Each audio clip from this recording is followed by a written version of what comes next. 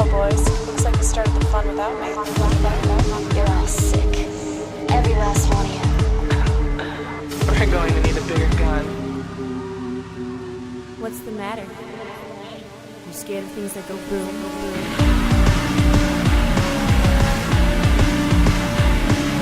Give me one goddamn reason why I shouldn't blow your goddamn brains all over that goddamn wall. My name is Eric, and here to explain his own past is Michael Kester. Yeah, you may also introduce me as confused today. The very confused Michael Kester. On this show, and this is how we often like to start the show. Confused. I would say confused and extremely excited. That is. I know you're a little more confused and I'm a little more excited. That's how I start every day. Usually you're a little more excited and I'm a little more confused. That's typically how this goes. Yeah, it's because we're hitting noir, and that's your land, not my land. We have a questionable past double feature. Right. Where not finding us out, personally. No, our past is well documented over the last 4 years. Some might say painfully documented over the last 4 years. What are the two movies? We're going to do a history of violence and out of the past. We certainly are, and there are going to be spoilers. Mm-hmm. We're going to try hard to spoil the films. Yeah, we're going to make sure that they're thoroughly spoiled. A history of violence we're just going to ruin. So don't listen to that if you... It might actually be a good idea to listen to our show about Out of the Past to see if you can understand what the fuck is going on afterwards. We might be a good digest for Out of the Past. But you know what? Definitely don't do that for a history of violence. Yeah, that's See a bad a history idea. of violence. I'm going to go to bat for this film. Oh my God. It's a fucking great film. Does it need somebody to go to bat No, for it really doesn't. Oh, okay. But I'm going to do it anyways. All right. And it's Cronenberg, and if you listen to the show, you're probably interested in it. Just go watch it. If you haven't seen it yet, you just want to go right into Out of the Past, you're a big noir geek, you just skip right to that, and we're gonna talk about some different noir stuff, totally separate than what we usually talk about on the noir shows with Out of the Past. So there's spoilers, there's chapters, use the chapters, skip the spoilers, and we begin with the first movie. For all the powerful things happening in A History of Violence, somehow, and I almost feel like a bad person for this, I remember the long car scene in the very beginning. I don't even know what you're talking about. Yeah, so the two guys, one of which is the gentleman from Pontypool. Stephen McHattie. Right. They're hanging out in the car, and they're leaving their hotel or whatever. And they're having it's a long take outside, the sound of the bugs, it's very, very loud. Credits are happening. There's a lot of very distinct things going on in this scene. And you're studying it. It's the first look you're getting into this film. You're trying to figure it out. And it's a gorgeous, brutal little scene. And it means nothing. Really, it means nothing. We're learning about two human beings who will be executed. Yeah. Sorry, I should really support the protagonist a lot more here. He did it in defense. Well, totally okay. Yeah, I mean, essentially what's happening is we're gaining insight into the people that are going to cause this they're going to unravel another human being's life. That's essentially what's going to happen is and they're fucking hot shots too. Yeah, that drove me crazy. Yeah. We'll get to it when we get to it. Let's get to it right now. Okay. It drove me nuts. These guys, Stephen McHattie and also another actor from Shoot 'Em Up. I don't know the actor's name. Oh, bad form. But they walk into this diner after hours. I love the diner. I love all diners. Of course you do. But we get these two assholes who walk in at closing time. Which is already not cool. Sure, you don't do that. That's just mean. These guys walk in, demand coffee and pie, which is lame. And hey, don't knock coffee and pie. I'm not knocking coffee and pie. I'm knocking coffee and pie after hours. Okay, all right. I'm still with you. If you're going in after hours, order a meal, pay them. Yeah, right. You know what I mean? Mm-hmm. And so they go in and they kind of start trouble. They lock the door, say shit's about to go down. And Tom says very calmly, very civilly, in the most rational voice of any human being in this film, listen, we don't have a lot of money in the register, but whatever we have, you are certainly welcome to it. Right. Just please don't hurt anybody. Right. To which the guy says, yeah, you're damn right I'm welcome to it. Sure. He pulls out a gun and says, now you're going to do what I say. Yeah. Could have just left. Could have been a nice guy and just taken off with the money. Yeah, but instead they're fucking hotshot criminals. Yeah, no, not good enough for him. And I mean, I feel really bad for, Joey, who's Tom at this point, right? Because like you say, he's not doing anything wrong. He's clearly the victim in this situation. And I mean, I should point out pacifists talking about violence today. Two pacifists, perhaps, talking about Absolutely. violence. Yeah, but I will definitely say that I like watching my share of gore on the old cinema. That's going to be a surprise to regular listeners. Here is the best fucking thing. There's about 12 best fucking things about this movie. I'm going to get to best fucking thing number 1. There's one best fucking thing for every cross in the next film. Double cross in Out of the Past, best fucking thing in history of violence. So the first one, I suppose, is that he is incredibly convincing in his cover. Yeah. He is so convincing in his cover that I believe him. Yeah, so do I. I believe him after I see him fucking karate chop and flip over a counter, and I'm thinking, wow, that was a really lucky. Yeah. He just seems to snap. He does this thing, and then he just goes right back to being a normal guy. Right. He explains it away as what's he say? Something that any normal person would do in that situation. Sure. And I don't even evaluate, but could a normal person do this? Yeah. I just think, oh yeah. Yeah. You know what? An upstanding citizen. It came down to violence, and he defended himself and his coworkers. Now, in being convinced by his cover, I mean, we've seen this with Cronenberg movies on the show before, but this is definitely different here. Mm-hmm. I don't even know what to believe, but I mean, the movie is called A History of Violence. Right. It pretty much tells you in the title, doesn't it? Well, but it could also be misleading you. Okay, that's because true. the next step in the film, right, the next beat is when Ed Harris's character, the man with the eye, Sure. or lack thereof, comes in and starts accusing Tom Stahl of being Joey Cusack. Right. And that's the point where A History of Violence could just be a misnomer. Yeah, right. Joey Cusack has a history of violence Sure. that Tom Stahl is actually not a part of. You think we're dealing with the wrong man. Again. Sure. Yeah, and so eventually I'm just as in denial as he is.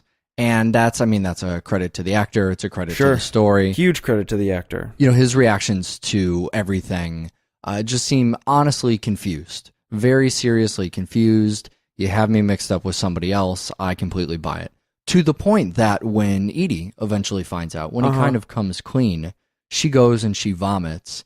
And it's this amazing thing. I mean, I feel in the exact same place she is in. Yeah. I feel literally sick to my stomach, like I've been betrayed with this guy who I thought I knew so well since I've spent 40 minutes in the film with him. Right before Jack blasts the hell out of Fogarty, Sure. we get this moment where Tom says, or I guess Joey says, I should have killed you in Philly when I had the chance, or something along those lines. Sure. That's the first time he breaks character, if you will. The first time, I guess, depending on how you look at it, either the first time he breaks character or the first time Joey reemerges from Tom. Yeah, and I guess I should feel the betrayal more in that moment. But it's I'm more so confusing and heated and violent. Yeah, but you're right. That really is the reveal in that scene. I'm caught up in the violence, but that is the moment where, as an audience member, we're really shedding light on this. It's betraying that cover for the first time. Right. And I love how subtly they deal with these sort of, what Edie is concerned with and what the audience may be concerned with as well,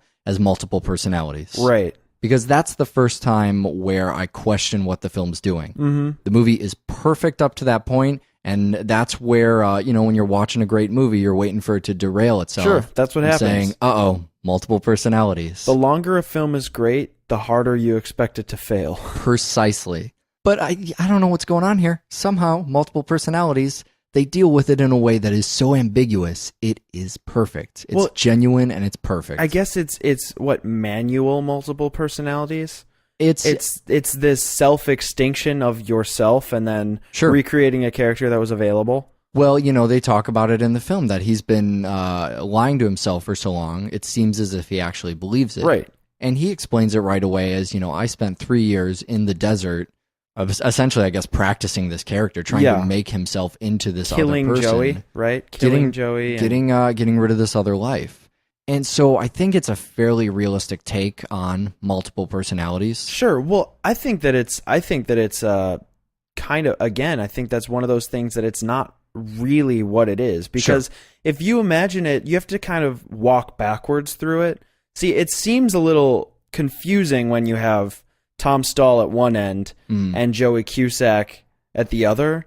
But what you have to acknowledge is the fact that Joey Cusack at some point decided to become Tom Stahl. Right. There's an evolution there where Joey always had this good side that he must have been battling with. Right. And eventually made the conscious decision that he was no longer going to be a ruthless psycho killer. And so you're not talking about multiple personalities in the sense that you'd normally be, doing this. Right. It's really just a person he used to be. And this cover is kind of the person he's become. Mm-hmm. There's the old version of him. There's the new version of him. And we're really just explaining, his suppression of his crazy violent skills. Sure. I mean, that's... Skills. Well, that he has the ability to disarm an entire room of people. Dance around gunfire and snap a man's neck. Where did that come from? Oh, it came from this past life. So this is just a man who's abandoned his past life. And there's nothing really, there's no suspension of disbelief there. No. I think that's a premise that's very easy to swallow. So that was a huge relief for me in the way that the film tackled that. Sure. Managing to take, what is this, like some multiple personality thing? And then backed away a little bit and said, no, it's actually kind of like this, and it makes a lot more sense than that. And Edie's reaction to it is great. And, I think Edie's an amazing character. She's the, in this family unit here, she's definitely the breadwinner. She's the person with the, the complicated job that probably brings all the money home. Right. But she's still able to be compassionate. Yeah. Both with her kids and definitely with her husband. You believe that these are all very real people who care a lot about each other. Right, and they're really trying to make their lives work. Yeah, exactly. They're invested in what each other are doing in their day. They're, this is a loving mother. This isn't just somebody who... she's the 9-to-5 and he's the stay-at-home dad or something like that. Right. I mean, they're both working parents, but you see that compassion, especially in some of her stronger moments. In that moment where she tells off Fogarty, right? That doesn't seem like, if you just saw that scene and you were trying to look into that character a bit, that seems like somebody who's protective, but might not be able to ever let her guard down or be compassionate with somebody. Yeah. And that's not her. She's just fierce. She takes the initiative in lying to Sam. That's the moment where she decides, I'm going to back my husband, and this is what we're going to do. She doesn't even consult with him. She just makes that decision. She's in charge at that point. So she has this incredible ability to look fierce, and to look fierce next to Joey, which is amazing because he is our crazy assassin guy. Right. Now, this movie's come up on our show a couple times before. Yeah. And I think usually when it comes up, it's as an example of a movie where the brutality seems amazing. Yeah. It seems to hit pretty hard. Well, and I think a lot of that comes from the fact that the majority of the film isn't high octane, high action. There's not a lot of violence going on except for these kind of snaps and outbursts, and the dynamic range of what goes on in a scene just changes so drastically. And it seems like, because it's David Cronenberg, it seems like the violence is done in an over-the-top way, kind of akin to something like The Expendables, where it seems like the violence is stylized and it's supposed to make you say, oh my God, did he just do that? Right. But that juxtaposed against a normal human story makes it seem so much more intense. It absolutely does. It's the stuff we've been exploring constantly with Cronenberg, especially in the Scanners kind of period, or, just seeing comic book violence and then bringing that back into reality. These are all gory moments that you may see in the worst parts of a real person's life. Sure. This is nothing, it's not a telepathic exploding head, right? Yeah, it's not that. But it's somehow a level of gore that almost feels worse because of how rooted in, as if you get into these struggles yourself and end up taking a person's life, it might not look as clean as a bullet to the head. It might look like, when you triple break somebody's nose. Or you stomp on their throat. And so there's these tension-filled scenes where the normal scenes are completely muted, and then you get this sort of ominous kind of sense of foreboding. Something is, these men walk into this coffee shop. Something very bad is going to happen. And the trick here seems to be to make that bad thing abrupt and intense. So, this happens on a grand scale. It happens on a small scale. Think of the coffee shop, right? So this guy, pulls the woman to the side. You feel things are heating up. It's going at a very exponential rate. And we just, we end that exponential curve. We smash a guy in the face with a boiling coffee pot. We only have a second to think about it. It makes you understand that this is a split-second decision, and it just happens, and you're caught off guard by it. It's completely shocking. But there's these slow moments of tension building, too. Things like when he goes to the mansion toward the end of the film, and the door to the mansion is slowly seen shutting.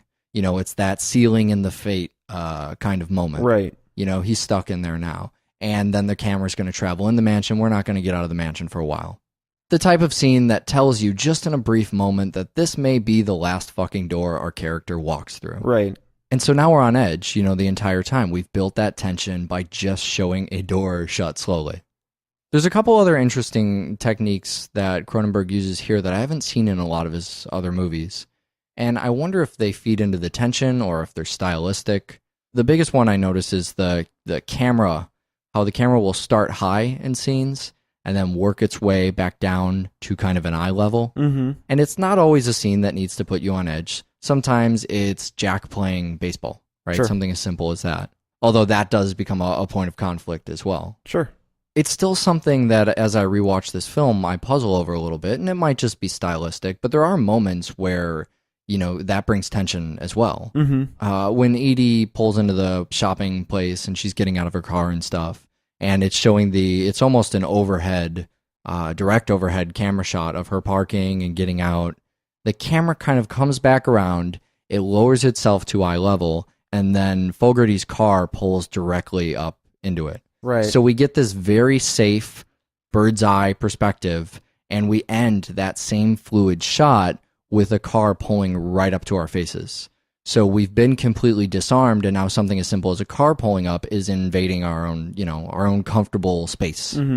Another one that he uses, and it's in different moments throughout the film, is I can't remember if we've ever talked about the rule of thirds in cinematography. Probably a while ago. So it's just kind of a basic rule, and we talked about it on, I think it was Silence of the Lambs, right? Because I was talking about how Hannibal Lecter is always centered in the frame and how it's off-putting because you expect things in the thirds of the frame.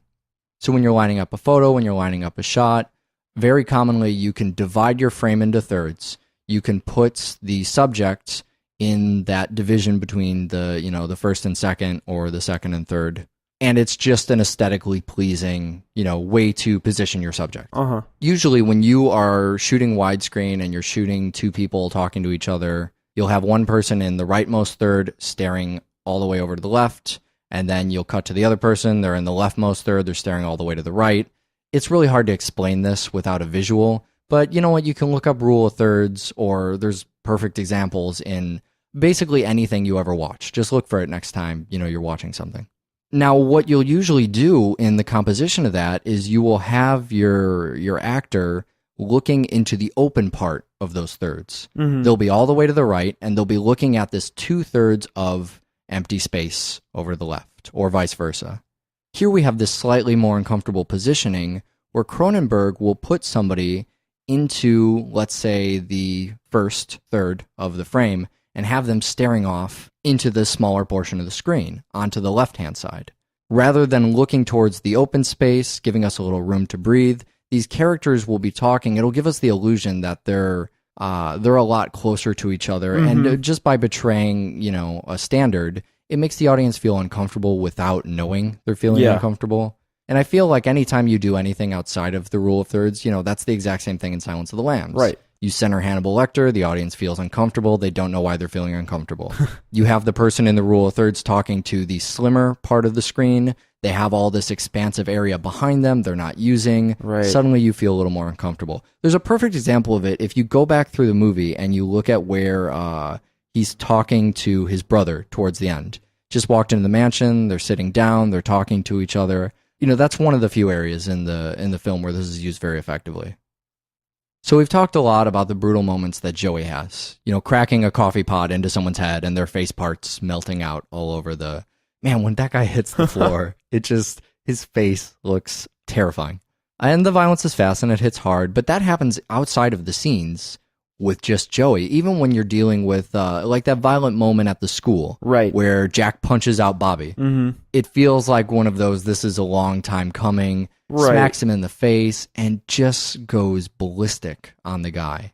And leaves him, I mean, it looks like the kid needs to be hospitalized immediately. And he probably does. The one on the lawn is one of the best ones, too, where everybody is kind of awkwardly standing in front of the house, and, you know, he breaks the guy's nose by repeatedly punching him into it. It's one of those things we talked about on the second Halloween, where one punch will probably knock the guy out of commission. Sure. 2 or 3 punches feels brutal. We are making sure this man will never smell again. And it's almost to the point where you're sitting there going, how many times can he hit this guy before the other guys are going to do anything Shoot him? about it? Yeah. I'm sitting there going, why aren't you shooting at him? Right. Look what he's doing to that guy's face. Yeah, that's definitely part of the style. It's always 1 or 2 more punches than Yeah. you think our character can possibly get away with. Right. But think about it, man. That accomplishes 2 things. Feels more brutal, but also more tension. Yeah, It feels like exactly. any second they will shoot him. They should have shot him 1 punch ago. He's really pushing his luck. Yeah. He needs to get moving. There's a lot of moments throughout the film where you think just in that instant that this is it for him. He's done. I mean, even when he's on the grass in that lawn scene, you know, it's a different mechanic, but they're still making you think, all right, this guy's standing over him. He has a gun to his face. In my head, I'm going, all right, he's probably going to drag him back to Philadelphia or whatever. But he says, all right, I'm going to execute you here and now. Do you have anything else to say? Of course, because you have to ask that. Right. And Jack fucking shoots the guy. Another, you know, brutal moment. He falls to the ground. Saves him in that last instant. My favorite one, though, and just as I remember the car scene all the time in the beginning for whatever stupid reason, I remember this mansion scene, and I feel good about remembering the mansion scene because it's fantastic. This is, you know, I'm thinking of the scene in particular. The whole mansion scene reminds me of The Darkness, reminds me of the end of The Darkness. But I'm thinking particularly he's in that room, and the guys are standing behind him. You could see them right out of focus, you know, kind of getting ready. You don't know what that guy's fucking with. You're thinking, where's the gun? He's clearly got something in his hand. And it's a wire, which you can't see out of focus. Yeah. Awesome. Totally great. Don't even know what weapon he's going to come and kill him with till he gets close enough. And there's no possible way he's getting out of this. There are 3 people in the room, 2 of which are behind him. 1 is across a desk. But he somehow fucking ninjas out, kills 2 of the guys. Right. Another guy comes in, snaps his neck, steals his gun, or uses it to shoot his way out, right? I think he just runs out. No, you're right. He doesn't even use the gun. Yeah. He just runs out. He doesn't run out. He skips out. Yeah. He just kind of gently whoop, and there, I made it. But the best fucking part of that scene is William Hurt's stupefied outrage. He cannot believe, you know, he's mirroring the audience. He again. puts his hands up and goes, "What? How does that happen? Right. What the fuck, How guys? do you fuck that up?" Yeah. Of all the times we've discussed William Hurt on the show, whether it's Altered States or Dark City, I mean, just his reactions in that moment, for as much of a small part as he has, Yeah. I feel like this is maybe where I have this strange love of William Hurt. Sure, I could totally see that. I've always had trouble pinning it down, but I think I saw A History of Violence first and then sought out his other movies. Didn't realize at the time he was in Dark City, you know, way back when I saw this. But just his little, you know, Cronenberg says, all right, we need a guy at the end who can fucking bring it, who can be the, you know, the boss man. Mm-hmm. Not the guy who walks into a diner pretending he's the boss man, but the actual boss man, the one who sits in the recliner letting someone else do the dirty work. And you bring in William Hurt, and he has about 3 things to do in the entire film, and they're all outstanding. So I know a couple times on our other Cronenberg conversations, maybe when we did the whole show around him, Scanners and Eastern Promises. Eastern Promises, right? That I mentioned in particular, part of his work was very sexual in nature, and that we didn't really see it a lot in those particular shows, Right. but that it would come up in other stuff. We've somehow avoided it really in The Fly and in Naked Lunch, and this is a movie where that is completely on display. I mean, that's sort of, I think of a word like psychosexual to describe how Cronenberg treats sex in his movies. So we have this this take on, and I know I mentioned Crash, not the award lowest common denominator Crash, Right. but the awesome, weird, sexual David Cronenberg Crash. Right. When trying to cite something that would come up with that kind of dark, I guess unconventional sexuality. Mm-hmm. But here is just as perfect of an example. In, you know, the relationship that Edie shares with Joey, with Tom.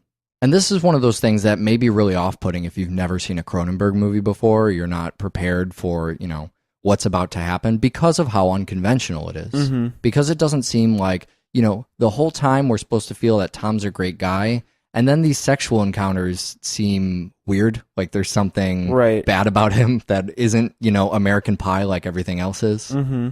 So really there's two.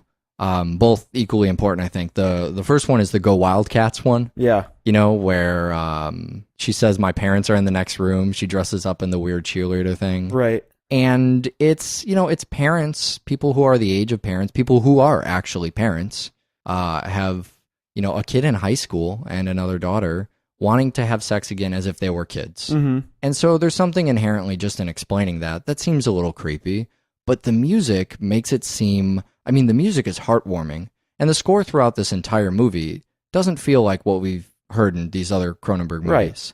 It's a very heartwarming score.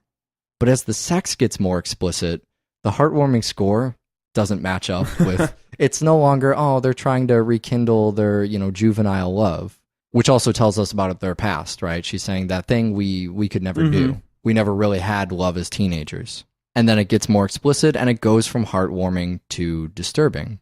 But I think that sex is probably more real than a lot of the sex we see in movies. This over-romanticized kind of, this idea that when sex is planned, it's planned on a bed of fucking rose petals. Uh-huh. You know what I mean? Right. There's wine and champagne and, I don't know, Barry White or whatever the sexual cliche for the last decade. You know what I mean, though? Yeah, totally. It's always warm and soft. That or it's fast and hard. Mm-hmm. It's one of the two things. And so we see how Cronenberg does it warm and soft, and we see how he does it fast and hard. Yep. And so I love that we get that more realistic portrayal, although for these characters, that happens to be a little bit darker portrayal. But that makes them really human, too. Mm-hmm. Or at least the first one does.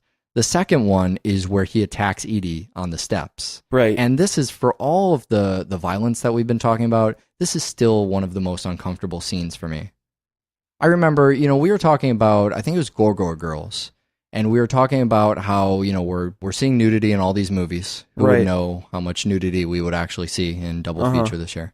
And how that nudity felt really safe. And sometimes when a movie does it really well, it actually feels disturbing even when you and I are just watching it for the show. Right. And no one's even aware we're locked away in the studio watching this, and no one's going to judge us. But this is one of those scenes where I feel uncomfortable every time I see it because it feels wrong. Something about he's almost raping his wife. I feel like it feels like she's cheating on Tom with Joey. Sure, that's the there's vibe that too. I got. Yeah, there's this that weird. She's sticking it to Tom by fucking Joey thing. But when I say psychosexual, this is a perfect example. This is sex not just for pure enjoyment in their lives or really a step back in the movie. Mm-hmm. We're supposed to learn something from this encounter. This is something where, after, just giving all of that news, he's desperate to be close to her again. And it's in that really emotional place that he's losing control, that he's slipping from one of those characters into the other. All of that time he fucking spent in the desert is just gone, wasted. But that's also a telling scene for Edie, because she wants him to be familiar after hearing all of this stuff. And that's probably why she gives into it. Sure. She wants to be close to her husband in a way where she can't be intellectually close to him at this point. So maybe by giving in sexually, that's the only hope she has. Right, something she actually can understand. And she's ashamed afterwards. She's resentful to him, and she's ashamed. So Cronenberg somehow manages to make this movie that has some of the most brutal violence I've ever seen. And as a pacifist, I feel almost like the movie's made for me. Yeah. There's a scene where Jack's getting bullied in school. He has such a perfect reaction to that aggression. He says, oh yeah, you're obviously a huge badass. Everyone's impressed. Kicking my ass won't improve that. It's going to frame the rest of, the film for us. Sure. We see a guy who's put in a situation where he's tried to get away from that violence and he's pulled back into that. Yep. And the movie doesn't just use the heartfelt stuff for manipulation. It ends on that somber dinner scene. It has, his little girl goes and gets the plate for him. It's just, it's really bittersweet. It proves that the movie has a purpose and really some kind of soul in what it's doing. And do you hear that beautiful sound? It's almost like the construction has stopped. I don't know if that police siren outside has chased the construction away. So we did this one old school today. We're talking about Out of the Past. Where we took a little break because it was way too fucking noisy Yep. to record the show. And as you know, audio quality is the only thing I think we can do right. And so when we can't even get that accomplished, we're in trouble. We took a break. We watched another movie that had nothing to do with today's show because we just needed to kill 2 hours. And now we have returned here in Double Feature. Yeah. And we have some sort of film noir something. This is really interesting setup for a movie because we're introduced to this shady man first. And, you know, he comes into town and heads into a diner looking for a man without a past. It's a remarkably unique storyline we've never seen anywhere else. Right, not at all. He's looking for the mysterious Jeff Bailey, Who works across the street at what I assume is a gas station, a fill-in station, with a deaf kid. And so we already have some strange characters here. But when we're introduced to our male lead, he starts coming clean with his girlfriend right away. Right. Which is something kind of unusual for this man with no past type of story. And you might wonder right away, well, where's the mystery in that? Where's the romantic Batman angle? You know what I mean? That is, that's always my question in a film. Where's the romantic Batman angle? I could have made a Batarang joke. Would you have preferred that? No. In this particular case, we need him talking to Anna in order to fulfill our story. We have no story if he's not explaining this to someone. So we have kind of an excuse for the narration. We can go back in time a little bit and explore why he's the man with no past. What's really kind of odd and amazing about retelling this story to Anna is most of the story is about how irresistible Kathy was. Oh, I thought you were going to say what's amazing is the fact that our narrator is actually narrating to somebody instead of just voiceovering the film. Giving it the good old Harrison Ford Blade Runner. Wow, there's something that hasn't been tagged for a while. We finally meet face to face. I was hoping our audience just forgot that Blade Runner existed, and now they're going to remember and start sending us emails. But no, you're right. The fact that he's telling his new girlfriend about this wonderful romantic Acapulco getaway. Right? Yeah. Now, we're both fans of, what's the word, raconteur, I think is the word I really like for that. I thought you were going to say women, but raconteur is fine too. Both of those. We like storytelling. You're, in kind of the profession of storytelling yourself, you do a lot of writing. I myself am a terrible writer, but very much enjoy telling stories. Sure. And that's probably why we find ourselves podcasting after so many years. After such a failed show like The Singing Detective and that other movie with that one guy. So have you ever found yourself in a predicament where you're explaining an awesome story from your past that involves telling your girlfriend how extremely hot some chick was? Yeah, or something like that. How does that usually go? A lot of times, I kind of have to play it by whether or not to use the name. Good. You know what I mean? Yeah, right. If you don't a little ambiguous if you don't use the name, then it feels a little disconnected. You don't have to worry about an obvious time frame. Sure. Or if they don't know the name, then you can use the name, but then maybe you don't have to use girlfriend. Excellent. You know, you kind of have to play your cards based on it becomes part of the storytelling for you then? Yeah, well, it becomes part of the challenge. Because the biggest point of telling any story, and this is film noir completely included, is that you have to make sure that it is most enjoyable to the target audience. Right. If the target audience is your current girlfriend, part of weaving the best possible story is not infuriating her by telling the story. Sort of defeats the purpose. Right. At that point, you're just talking to yourself. Yeah. This is all starting to remind me of the Aristocrats a little bit, tailoring your story. If you wanted to hear a big long show about storytelling, the Aristocrats. Now, despite the romance angle, the reason that I really like Out of the Past is twofold. One will be a great piece of conversation we could tease a little bit, sure, and then completely look at the other instead, which is Jane Greer, who plays Catherine in here. Jane Greer had a small role on Twin Peaks, as well as actually the Out of the Past remake. What? Which I think There's an Out of the Past remake? There was, yeah. I'm pretty sure it's called Against All Odds. Okay. It's part of this weird series of remakes of film noir in the 80s. You know, we just talked about Double Indemnity. It was Double Indemnity that had the weird remake in the 80s as well. A lot of these things got remade between 1981 and 1989 for whatever strange reason. I think neo-noir was starting to pick up a lot. And so we were, bringing up the old ones as well. And she plays, I want to say she plays somebody's mom. I haven't actually seen Against All Odds. But she sort of, she doesn't reprise her role, but she, has a bit of an appearance there. Although she's probably wearing a lot less trench coats than she is in this Fewer movie. trench coats. She stands out in our lineup of femme fatales, which is both one of my favorite content pieces, but also my favorite aesthetic pieces from film noir. In my head, I now have a wrong man-esque lineup of femme fatales. Sure, beautiful. And she is standing out. Is Barbara wearing her George Washington wig in that lineup? That's part of it. And so it goes without saying, this being my opinion, that she is one of the most attractive femme fatales. But I think that maybe because she slightly resembles Rose McGowan. I don't get your Rose McGowan thing. I'm not really sure I get my Rose McGowan But I thing can't either. agree that she does kind of resemble Rose McGowan. I would say I was going to ask you if I was crazy about that. No, you're not but yeah, crazy. A little bit of that. Thank you for first restoring my credibility now that I said I've enjoyed Rose McGowan for some strange reason, because people are now on her IMDb page trying to find really great films in there. The answer is Planet Terror. That's also the reason, right? Gun for a leg. So Jane Greer, no gun for a leg. But I would say that a big part of what stood out to me, and again, I don't know anything, Sure. but there are certainly points in the film where she's holding all the cards. Yeah. She's a little bit stronger. She's a little bit more manipulative. She plays the sides. She double, triple, quadruple, octuple crosses. Right. Back and forth, whether it's between Whit, who Kirk Douglas played, or I don't know. I think she at some point Probably double crosses herself a few times. Yeah. The amount of double crosses in this movie really depends on whether you count directly stealing something from someone else, Right. a double cross, or how long you have to pretend to be on their side before betraying that'll be a double cross. Right. But that's absolutely I cannot think of a more manipulative female lead in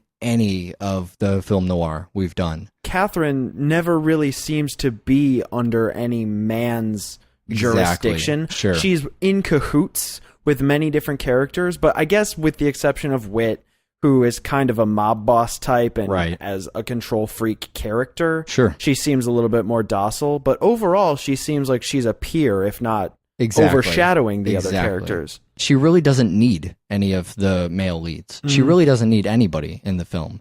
She's a completely independent person. Even when she meets Jeffrey, they do their own thing during the day. They go out and they sightsee or whatever. We don't even know what she does. She's just off doing her own thing. And then they share their nights together. They meet at night and they kind of hang out and have little dates, which is far different not only from other noir roles, but even from Anna. I mean, when we see him hanging out with Anna, it's just all the time, always hanging out with Anna. You know, they're spending their days and nights together. If he left, Anna wouldn't fucking know what to do with herself. But in this case, she has her own life. She does her own thing. She's completely independent. And then she just happens to enjoy sharing time with him. It's much more in line with a lot of the male roles we've seen. The other thing, talking about similar to the male roles, is she has just an unknown of a background as Jeff does. Yeah. When we meet her, we don't fucking know anything about her. And in fact, she's more involved in, crime and conspiracy in her own past. Sure. Than it even seems that Jeff is, at least at this point. And killing in a random $40,000. That she stole or misplaced. Or left. In our cliche of the mysterious man is always the man with no past. But they seem to be paired up with women who would tell us their past if anyone cared enough to even ask them. Right. Looking back through a lot of these movies, we don't have the stories on, where these women came from or what they're doing or what their thing is. Yeah. Just because nobody cares.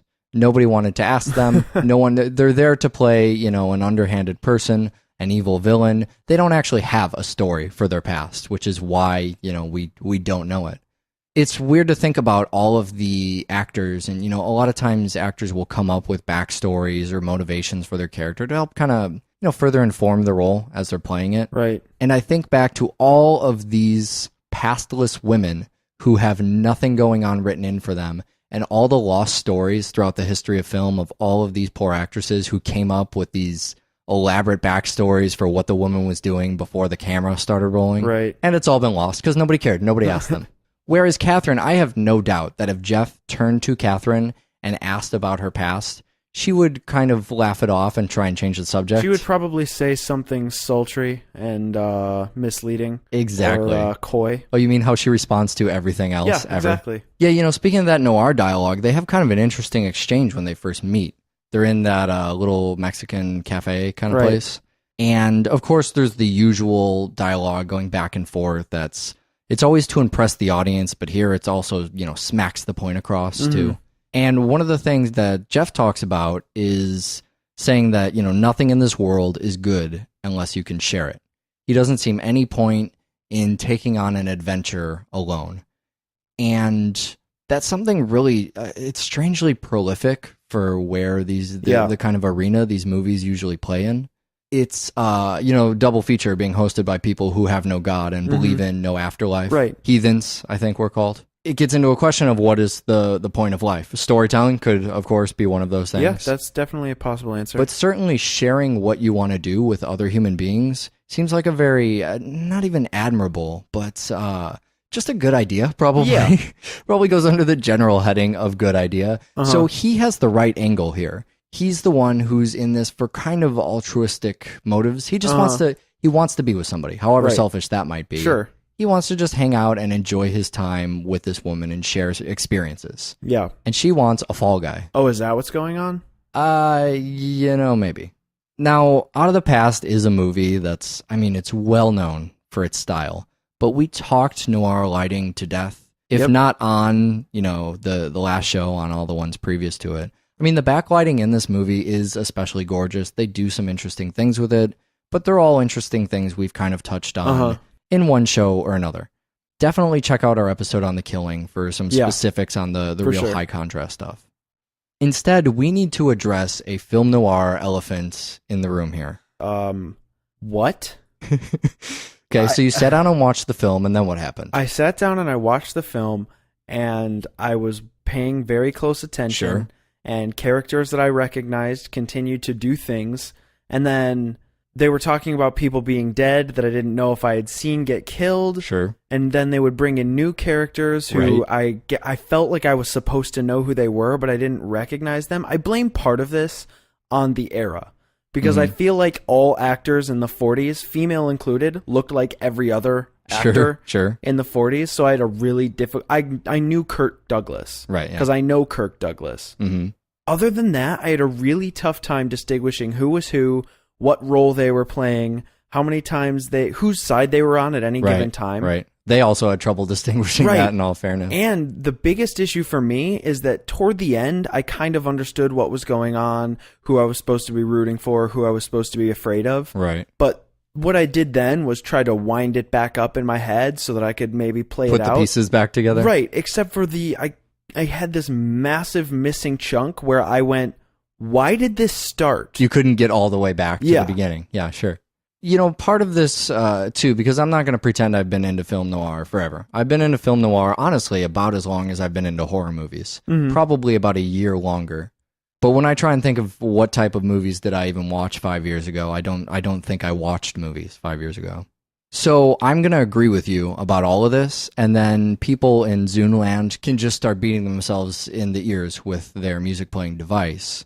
This could be something universal. It could be part of the, MTV generation sort of thing. We really enjoy short movies, and we fucking featured Crank and Shoot 'Em Up together. Yeah. So it's possible we have short attention spans, and we just can't comprehend long stories with lots of details.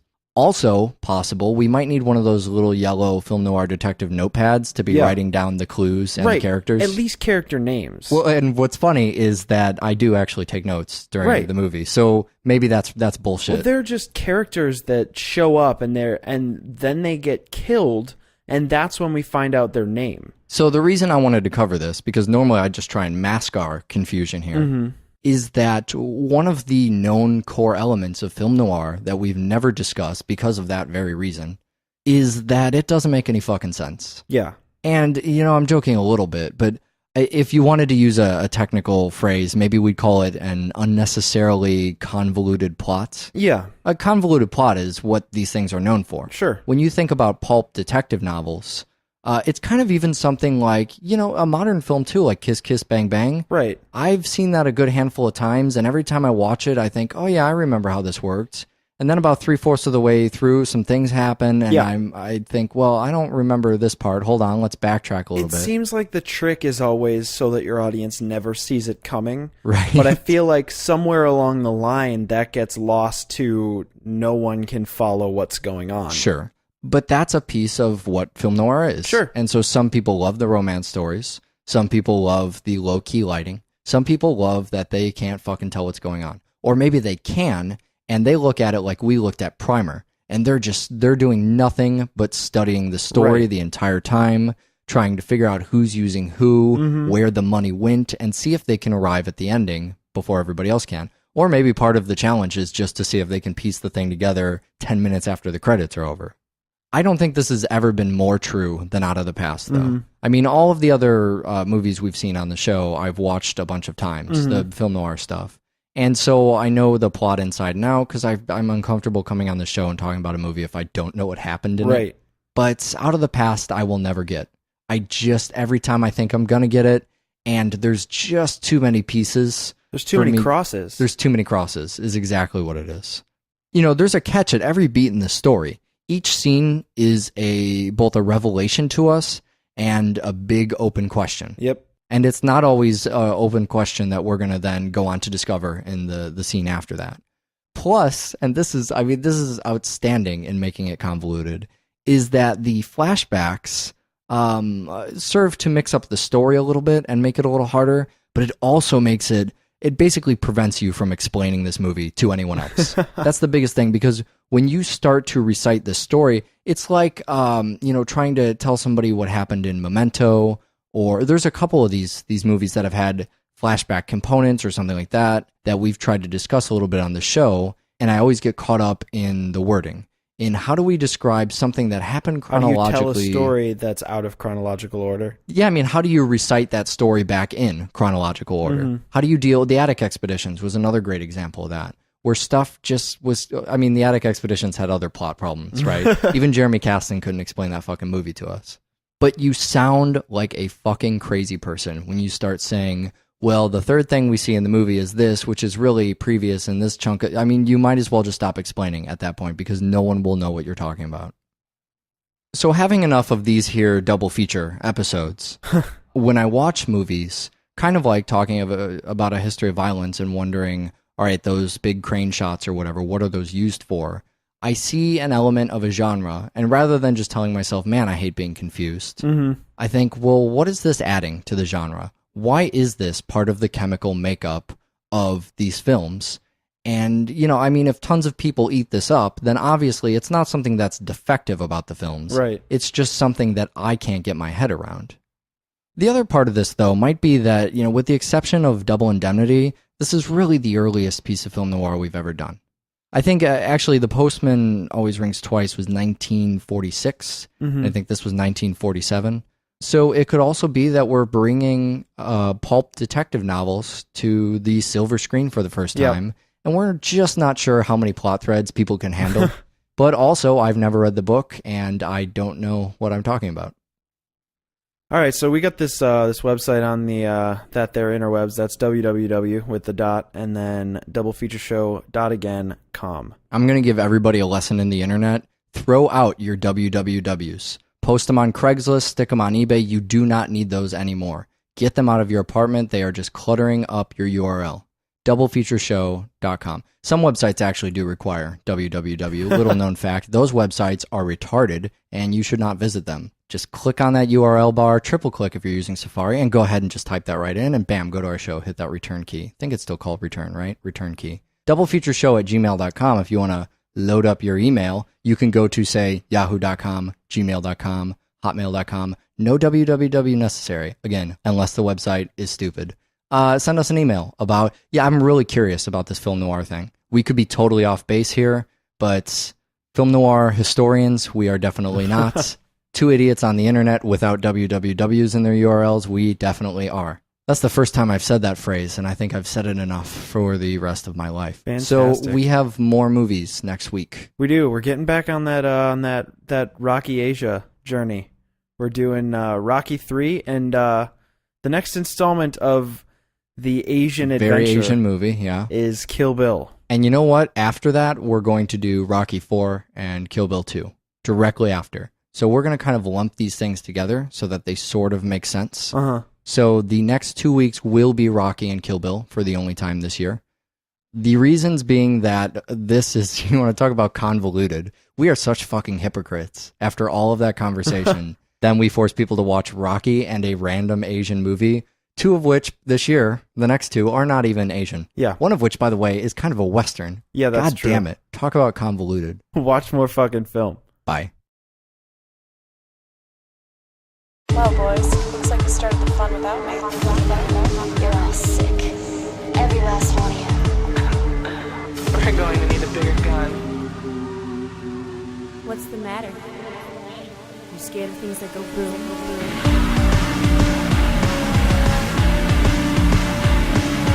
Give me one goddamn reason why I shouldn't blow your goddamn brains all over that goddamn wall. My name is Eric, and here to explain his own past is Michael Kester. Yeah. You may also introduce me as confused today. The very confused Michael Kester. On this show, and this is how we often like to start the show, Confused. I would say confused and extremely excited. That is. I know pretty you're much, a little more confused and I'm a little more excited. That's how I start every day. Usually you're a little more excited and I'm a little more confused. That's typically how this goes. Yeah, it's because we're hitting noir, and that's your land, not my land. We have a questionable past double feature.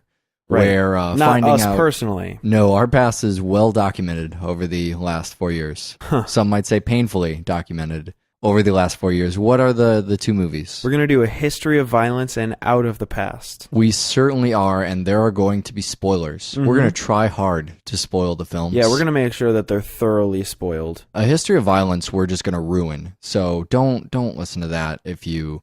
It might actually be a good idea to listen to our show about Out of the Past to see if you can understand what the fuck is going on afterwards. We might be a good digest for Out of the Past. But you know what? Definitely don't do that for a history of violence. Yeah, that's see a bad history idea. of violence. I'm going to go to bat for this film. Oh my God. It's a fucking great film. Does it need somebody to go to bat No, it for really doesn't. Oh, okay. But I'm going to do it anyway. The first one, I suppose, is that he is incredibly convincing in his cover. Yeah. He is so convincing in his cover that I believe him. Yeah, so do I. I believe him after I see him fucking karate chop and flip over a counter. Right. And I'm thinking, wow, that was a really lucky. Yeah. He just seems to snap. He does this thing.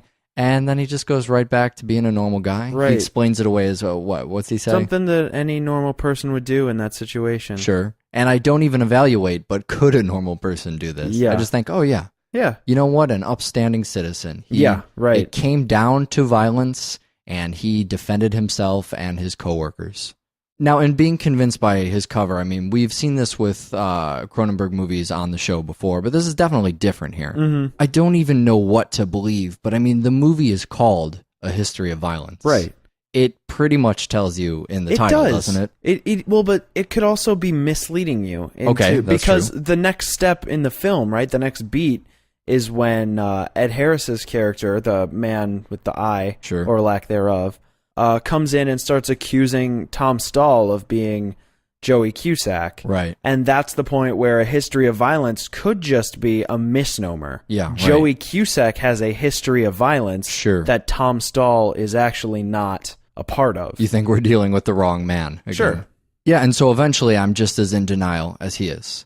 And that's a credit to the actor. It's a credit to the story. Huge credit to the actor. You know, his reactions to everything just seem honestly confused. Very seriously confused. You have me mixed up with somebody else. I completely buy it. To the point that when... All right. And it's Cronenberg, and if you listen to the show, you're probably interested in it. Just go watch it. If you haven't seen it yet, you just want to go right into Out of the Past, you're a big noir geek, you just skip right to that, and we're gonna talk about some different noir stuff. Totally separate than what we usually talk about on the noir shows with Out of the Past. So there's spoilers, there's chapters, use the chapters, skip the spoilers, and we begin with the first movie. For all the powerful things happening in A History of Violence, somehow, and I almost feel like a bad person for this, I remember the long car scene in the very beginning. I don't even know what you're talking about. Yeah, so the 2 guys, one of which is the gentleman from Pontypool. Stephen McHattie. Right. They're hanging out in the car, and Right. they're leaving their hotel or whatever, Mhm. and they're having it's a long take outside, the sound of the bugs, Right. it's very, very loud. Credits are... Credits are happening. There's a lot of very distinct things going on in this scene, and you're studying it. It's the first look you're getting into this film. You're trying to figure it out, and it's just it's a gorgeous, brutal little scene. And it means nothing. Really, it means nothing. We're learning about 2 human beings who will be executed. Yeah. Sorry, I should really support the protagonist a lot more here. He did it in defense. Well, totally okay. Yeah, I mean, essentially what's happening is we're gaining insight into the people that are going to cause this. They're going to unravel another human being's life. That's essentially what's going to happen is we get, and they're fucking hot shots too. Yeah, they that drove certainly me are. crazy. Yeah. We'll get to it when we get to it. Now let's get to it right now. Okay. It drove me nuts. These guys, Stephen McHattie, and also another actor from Shoot 'Em Up. I don't know the actor's name. Oh, bad form. And Edie eventually finds out when he kind of comes clean. She goes and she vomits. And it's this amazing thing. I mean, I feel in the exact same place she is in. Yeah. I feel literally sick to my stomach, like I've been betrayed with this guy who I thought I knew so well since I've spent 40 minutes in the film with him. Right before Jack blasts the hell out of Fogarty, we get this moment where Tom says, or I guess Joey says, I should have killed you in Philly when I had the chance, or something along those lines. That's the first time he breaks character, if you will. The first time, I guess, depending on how you look at it, either the first time he breaks character or the first time Joey reemerges from Tom. Yeah, and I guess I should feel the betrayal more in that moment. But it's I'm more so confusing and heated and violent. Yeah, but you're right. That really is the reveal in that scene. I'm caught up in the violence, but that is the moment where, as an audience member, we're really shedding light on this. It's betraying that cover for the first time. Right. And I love how subtly they deal with these sort of, what Edie is concerned with and what the audience may be concerned with as well,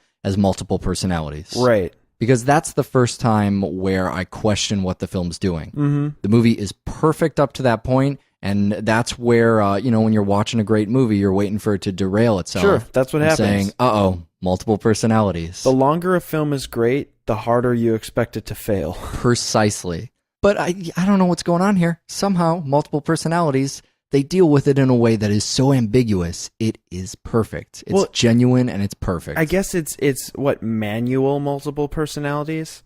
It's this self-extinction of yourself and then recreating a character that was... But they walk into this diner after hours. I love the diner. I love all diners. Of course you do. But we get these two assholes who walk in at closing time. Which is already not cool. Sure, you don't do that. That's just mean. These guys walk in, demand coffee and pie, which is lame. And hey, don't knock coffee and pie. I'm not knocking coffee and pie. I'm knocking coffee and pie after hours. Okay, all right. I'm still with you. If you're going in after hours, order a meal. Pay them. Yeah, right. You know what I mean? Mm-hmm. And so they go in and they kind of start trouble. They lock the door, say shit's about to go down. And Tom says very calmly, very civilly, in the most rational voice of any human being in this film, listen, we don't have a lot of money in the register, but whatever we have, you are certainly welcome to it. Right. Just please don't hurt anybody. Right. To which the guy says, yeah, you're damn right I'm welcome to it. Sure. He pulls out a gun and says, now you're going to do what I say. Yeah. Could have just left. Could have been a nice guy and just taken off with the money. Yeah, but instead they're fucking hotshot criminals. Yeah, no, not good enough for him. And I mean, I feel really bad for, Joey, who's Tom at this point, right? Because like you say, he's not doing anything wrong. He's clearly the victim in this situation. And I mean, I should point out pacifists talking about violence today. Two pacifists, perhaps, talking about violence. Yeah, but I will definitely say that I like watching my share of gore on the old cinema. That's going to be a surprise to regular listeners. Here is the best fucking thing. There's about 12 best fucking things about this movie. I'm going to get to best fucking thing number 1. There's one best fucking thing for every cross in the next film. Double cross in Out of the Past, best fucking thing in history of violence. So